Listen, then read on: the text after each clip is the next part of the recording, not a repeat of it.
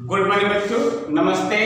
रसायन विज्ञान के पृष्ठीय रसायन सरफेस केमिस्ट्री में आपका स्वागत है, अभिनंदन है।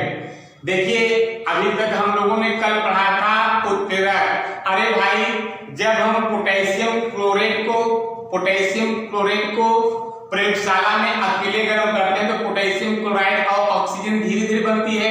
लेकिन यदि हम पोटेशियम क्लोरेट को प्रयोगशाला में ही मैग्नीज डाइऑक्साइड MnO2 के उपस्थिति में गर्म करते हैं तो पोटेशियम क्लोराइड और ऑक्सीजन जल्दी जल्दी बनता है। तो यहाँ पर मैग्नीज डाइऑक्साइड अपव्यय वेग को बढ़ाता है और इसे उत्प्रेरक करते हैं और इस परिघटना को उत्प्रेरण करते हैं। ये तो प्रयोगशाला की बात है। ठीक इसी प्रकार हमारे शरीर में भी कुछ पदार्थ होते हैं जो शरीर के भीतर होने वाले रासायनिक अपव्यय वेग को बढ़ाते हैं। ध्यान सुनिए, जैसे हम लोग खाना खाते हैं ना, तो खाना खाने के बाद में यह जो हम भोजन करते हैं 10 घंटे में इसका पूरा पाचन हो जाता है। तो भगवान ने हमारे शरीर के भीतर कुछ ऐसे अंग बनाए हैं जिसके द्वारा कुछ विशिष्ट पदार्थ निकलता है जिसे एंजाइम कहते हैं, और यह पदार्थ क्या करता है, शरीर के भीतर होने वाले रासायनिक अपव्यय वेग को बढ़ा देता है, जिससे भोजन हमारा 10 घंटे में पच जाता है। ध्यान दीजिए, अगर हम लोगों के शरीर में एंजाइम का स्राव न हो, एंजाइम न निकले, तो यही भोजन हम लोग अगर खाएं बेटा तो कम से कम 10 साल या 20 साल में पचेगा। तो आइए समझते हैं अभी पॉइंट क्या है। जैव रासायनिक उत्प्रेरण, एंजाइम और कुछ मुख्य एंजाइम के कार्य। तो वह पदार्थ जो जंतुओं और पौधों के शरीर में होने वाले रासायनिक अपव्यय वेग को बढ़ाता है उसे जैव रासायनिक उत्प्रेरक कहते हैं, और इस परिघटना को जैव रासायनिक उत्प्रेरण कहते हैं। जैसे एंजाइम एक मुख्य जैव रासायनिक उत्प्रेरक है। ध्यान सुनिए। अच्छा, एंजाइम क्या है? एंजाइम होता है उच्च अणुभार वाले जटिल नाइट्रोजन युक्त कार्बनिक यौगिक और प्रोटीन का अणु होता है जो जल में अपघटित होकर के कोलाइडी विलयन देता है। जो जल में, अरे सुनिए, एंजाइम उच्च अणुभार वाले जटिल नाइट्रोजन युक्त कार्बनिक अणु और प्रोटीन होता है जो जल में अपघटित होकर के कोलाइडी विलयन बनाता है। अब कुछ मुख्य एंजाइम क्या है? माल्टेज। जो माल्टेज होता है इसका काम यह है कि यह जो माल्टोज को ग्लूकोज में परिवर्तित कर देता है। तो नंबर 1 पॉइंट क्या था? माल्टेज होता है, यह माल्टोज को क्या करता है, ग्लूकोज में परिवर्तित कर देता है। अब नंबर 2 पॉइंट है इन्वर्टेज एंजाइम होता है, यह सुक्रोज को ग्लूकोज और फ्रक्टोज में तोड़ देता है। नंबर 3 अभी लिखवाते हैं। नंबर 3 जाइमेज एंजाइम ग्लूकोज को एथिल एल्कोहल और कार्बन डाइऑक्साइड में परिवर्तित कर देता है। Number 4 urease enzyme. जो यूरियज एंजाइम होता है यह यूरिया को अमोनिया और कार्बन डाइऑक्साइड में परिवर्तित कर देता है। डायस्टेज एंजाइम स्टार्च को माल्टोज में परिवर्तित करता है। और पेप्सिन एंजाइम, ध्यान से, पेप्सिन हमारे शरीर के भीतर अमाशय में पाया जाता है। पेप्सिन एंजाइम प्रोटीन को जो होता है पेप्टाइड में परिवर्तित करता है। ठीक इसी प्रकार ट्रिप्सिन एंजाइम हमारे शरीर में अग्नाशय रहता है, अग्नाशय से निकलता है, और ये ट्रिप्सिन क्या काम करता है, प्रोटीन को अमीनो अम्ल में तोड़ देता है। आइए लिखवाते हैं। आइए फिर कॉपी में लिखते हैं। क्या है? जैव रासायनिक उत्प्रेरण वह पदार्थ जो जंतुओं और पौधों के शरीर में होने वाली रासायनिक अभिक्रिया के वेग को बढ़ा देता है उसे जैव रासायनिक उत्प्रेरक कहते हैं, और इस परिघटना को जैव रासायनिक उत्प्रेरण कहते हैं, है ना। जैसे एंजाइम एक जैव रासायनिक उत्प्रेरक है। एंजाइम एक जैव रासायनिक उत्प्रेरक है। अब देखिए एंजाइम क्या है? जैसे समझाए थे, एंजाइम उच्च अणुभार वाले जटिल नाइट्रोजन युक्त कार्बनिक यौगिक और प्रोटीन अणु होते हैं जो जल में घुलकर कोलाइडल विलयन बनाते हैं, है ना। एंजाइम जंतुओं और पौधों के शरीर में बनते हैं तथा जैव रासायनिक अभिक्रिया में भाग लेते हैं। ठीक, आइए देखते हैं अगली पॉइंट। कुछ मुख्य एंजाइम के कार्य निम्न हैं। नंबर 1 क्या है? नंबर 1 है माल्टोज का ग्लूकोज में परिवर्तन। ध्यान सुनिए, जो माल्टेज एंजाइम होता है यह माल्टोज को ग्लूकोज में बदलता है। तो अब ये नंबर 1 देखिए, माल्टोज का अणुसूत्र C12H22O11 प्लस हम जल अपघटन करेंगे H2O माल्टेज एंजाइम की उपस्थिति में तो बनता है ग्लूकोज 2C6H12O6। अब ध्यान सुनिए, नंबर 2 क्या है? अरे भाई, सिक्रोज का ग्लूकोज और फ्रक्टोज में परिवर्तन कौन करता है? Invertase enzyme. तो इन्वर्टेज एंजाइम सुक्रोज का भी अणुसूत्र वही होता है जो माल्टोज का C12H22O11 प्लस H2O। यदि हम सुक्रोज का जल अपघटन इन्वर्टेज एंजाइम को उपस्थित करते हैं तो बनता है ग्लूकोज C6H12O6 और बनता है साथ में इसके फ्रक्टोज C6H12O6। अब देखिए नंबर 3 पॉइंट, ग्लूकोज का एथिल अल्कोहल और कार्बन डाइऑक्साइड परिवर्तन कौन करता है? अरे भाई, जाइमेज एंजाइम। तो ग्लूकोज C6H12O6। तो ग्लूकोज को जो जाइमेज एंजाइम होता है एथिल अल्कोहल C2H5OH और प्लस कार्बन डाइऑक्साइड CO2 में तोड़ देता है। आइए रिएक्शन नंबर 4 देखते हैं।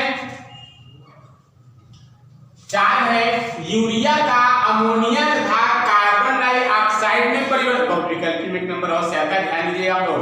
तो यूरिया का अमोनिया तथा कार्बन डाइऑक्साइड में परिवर्तन कौन करता है? Urease enzyme. तब यूरिया का सूत्र NaH2CO NaH2 और प्लस H2O बनेगा यहाँ पर अमोनिया NH3। ये अमोनिया है, बताए हैं आपको कई बार। अमोनिया और प्लस बनता है कार्बन डाइऑक्साइड CO2। अब देखिए स्टार्च का माल्टोज में परिवर्तन। नंबर 5 है स्टार्च का माल्टोज में परिवर्तन कौन करता है? Diastase enzyme. तो स्टार्च का सूत्र C6H10 का O5 और होल N और प्लस NaH2O। स्टार्च का जल अपघटन यदि हम डायस्टेज एंजाइम को उपस्थित करते हैं तो बनता है माल्टोज C12H22O11। यहाँ पर 2 लगा दीजिए और यहाँ पर भी N लगा देते हैं, N अणु बनेगा। अब देखिए नंबर 6। अरे भाई, नंबर 6 तो हम लोगों के शरीर के भीतर होता है। प्रोटीन का जो होता है पेप्सिन एंजाइम प्रोटीन को पेप्टाइड बदलता है और पेप्सिन कहाँ रहता है? हमारे अमाशय में रहता है। नंबर 7 क्या है? जो ट्रिप्सिन एंजाइम है यह अग्नाशय में पाया जाता है और प्रोटीन को अमीनो अम्ल में बदलता है। अब आइए आगे भी देखते हैं। आइए अगली पॉइंट देखते हैं, बहुत इंपॉर्टेंट है। एंजाइम की सक्रियता के लिए अनुकूल परिस्थिति, कभी कभी बहुत गलती में आता है। तो नंबर 1 पॉइंट क्या है, इष्टतम ताप। ध्यान दीजिए, ताप का मान 298 केल्विन से लेकर के 310 केल्विन के बीच होने पर, कितना, 298 केल्विन से लेकर के 310 केल्विन के बीच होने पर एंजाइम अधिक सक्रिय होता है। हमारे शरीर का ताप भी लगभग 310 केल्विन होता है, इसलिए हम लोगों के शरीर के भीतर जो रासायनिक प्रक्रिया होती है, इस ताप पर एंजाइम अधिक क्रियाशील होता है। नंबर 2, इष्टतम पीएच। ध्यान से, पीएच का मान 5 से लेकर के 7 के बीच होने पर, पीएच का मान 5 से लेकर के 7 के बीच होने पर एंजाइम अत्यधिक क्रियाशील होता है या अत्यधिक सक्रिय होता है। नंबर 3 पॉइंट है, सक्रियक की उपस्थिति। जो धात्विक धन आयन, जैसे क्या है धात्विक धन ion, sodium ion Mn positive, manganese ion Mn double positive और cobalt ion Cu double positive, cupric ion Cu double positive, ये धात्विक धन आयन सक्रिय होते हैं और इसकी उपस्थिति में एंजाइम की सक्रियता बढ़ जाती है। नंबर 4 पॉइंट क्या है, सह एंजाइम की उपस्थिति। ध्यान दीजिए, जो विटामिन होते हैं, अरे vitamin A, vitamin B, vitamin C, है ना, जो विटामिन होते हैं, विटामिन सह एंजाइम होते हैं और इसकी उपस्थिति में एंजाइम की सक्रियता बढ़ जाती है। अगली पॉइंट है एंजाइम की क्रियाविधि। अरे भाई, इसे की लॉग थ्योरी भी करते हैं। किसने दिया था, एमिल फिशर ने दिया था। तो की लॉग थ्योरी एमिल फिशर ने दिया था। देखिए यहाँ पर हमने एक ताले जैसी संरचना बनाया है जो एंजाइम है, और यहाँ कुंजी जैसी संरचना बनाया है, कुंजी जैसी संरचना बनाया है, ये अभिकारक है। जब जो है ताला में कुंजी फिट हो गया तो सक्रिय संकुल बना, और फिर उसके बाद में इसका कम होने के कारण एंजाइम अलग हो गया और उत्पाद बन गया।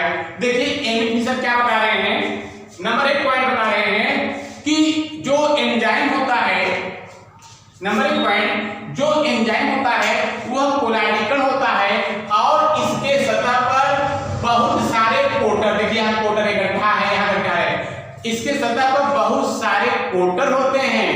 नंबर 2 बात, इस पोर्टर में सक्रिय केंद्र, एक्टिव सेंटर पाया जाता है। नंबर 3 बात, सक्रिय केंद्र में सक्रिय समूह कौन कौन, हाइड्रॉक्सिल समूह और कार्बोक्सिल समूह COOH, हाइड्रॉक्सिल समूह OH, कार्बोक्सिल समूह COOH, एमिनो समूह NH2 NH2 और थायोड समूह SH आदि पाया जाता है ना। तो अब ध्यान दीजिए कि एंजाइम की यह संरचना ताले जैसी होती है। नंबर 4 बात कि एंजाइम की यह संरचना ताले जैसी होती है, जबकि अभिकारक अणु की संरचना कुंजी जैसी होती है। नंबर 5, जब विशिष्ट एंजाइम, अरे भाई विशिष्ट एंजाइम माने कि एक ताले की एक चाबी, भाई किसी ताले में अगर दूसरा चाबी लगा के लगेगा, इसी कहते हैं विशिष्ट चाबी कहें, विशिष्ट ताला कहेंगे और विशिष्ट चाबी कहेंगे। जब विशिष्ट एंजाइम अपने पूरक अणु से मिलती है तो उसमें फिट हो जाती है। जब विशिष्ट एंजाइम अपने पूरक अभिकारक अणु से मिलती है तो उसमें फिट हो जाती है, माने सट जाती है, फिट हो जाती है, जिससे सक्रिय संकुल बनता है। इसका अस्तित्व कम होने के कारण उत्पाद बनता है और एंजाइम क्या होता है, अलग हो जाता है। आइए लिखवाते हैं, आइए फिर कॉपी कंप्लीट करते हैं। एंजाइम की सक्रियता के लिए अनुकूल परिस्थिति। नंबर 1 पॉइंट क्या है, इष्टतम ताप। इष्टतम ताप, ध्यान दीजिए, ताप का मान 200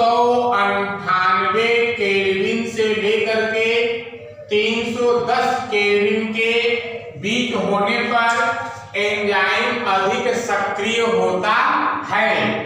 नंबर दो इष्टतम पीएच का मान 5 से लेकर के 7 के बीच होने पर एंजाइम अधिक सक्रिय होता है। नंबर तीन सक्रियक की उपस्थिति। अरे भाई धात्विक धनायन जैसे क्या, sodium Na positive, manganese Mn double positive, cobalt CO double positive, और क्या उसके बाद में क्यूप्रिक Cu डबल पॉजिटिव सक्रियक होते हैं। इसकी उपस्थिति में एंजाइम अधिक सक्रिय होता है। नंबर 4 पॉइंट, सह एंजाइम की उपस्थिति। विटामिन सह एंजाइम होते हैं, इसकी उपस्थिति में एंजाइम अधिक सक्रिय होता है। अब आइए देखते हैं एंजाइम की क्रियाविधि। पहले ध्यान दीजिए, पहले आपको यह फिगर बनाना पड़ेगा। ये जो है, ये जो एंजाइम का फिगर है, जो कि तारा जैसी संरचना है, जबकि अभिकारक जो है चाबी जैसी संरचना होती है। ये सक्रिय संकुल है। ये फिर बाद में एंजाइम अलग हो गया और उत्पाद होता है। पहले फिगर बनाइएगा। देखिए एमिल फिशर के अनुसार, किसके अनुसार? एमिल फिशर के अनुसार नंबर एक एंजाइम एक कोलाइडी कण होता है जिसके सतह पर बहुत सारे कोटर पाए जाते हैं। अरे भाई जो आपके यहाँ जो गड्ढा टाइप है, इसे कोटर कहते हैं। और नंबर 2 क्या है? कोटर में सक्रिय केंद्र होता है। ये जो गड्ढा है यहाँ पर, इसमें सक्रिय केंद्र होता है, एक्टिव सेंटर। नंबर 3 सक्रिय केंद्र में सक्रिय समूह हाइड्रोक्सिल, अरे भाई OH, और क्या कार्बोक्सिल समूह COOH, एमीन समूह NH2 या एमिनो समूह NH2 है, और थायोल समूह SH आदि होते हैं। SH होता है। नंबर 4 एंजाइम की यह संरचना ताले जैसी होती है, जबकि अभिकारक अणु की संरचना चाबी जैसी होती है। अरे भाई एंजाइम जो है ताले जैसी संरचना है, जबकि अभिकारक क्या है? चाबी जैसी संरचना की होती है। नंबर 5 जब विशिष्ट एंजाइम, अरे भाई विशिष्ट एंजाइम क्या माने? एक ताले की एक चाबी, एक अक्रिया के लिए एक एंजाइम। जब विशिष्ट एंजाइम पूरक अभिकारक से मिलती है तो उसमें फिट हो जाती है ना? देखिए उसमें फिट हो जाती है, जिससे सक्रिय संकुल बनता है। इसका अस्तित्व बहुत कम होता है, जो बना है इसका अस्तित्व बहुत कम होता है, जो विघटित होकर उत्पाद बनाता है। ये जो सक्रिय संकुल है विघटित होकर के क्या बनाता है? उत्पाद बनाता है, और एंजाइम क्या होता है? अलग हो जाता है। एंजाइम क्या होता है? अलग हो जाता है। ठीक है, तो बेस्ट ऑफ लक, कल फिर मिलेंगे, बाय।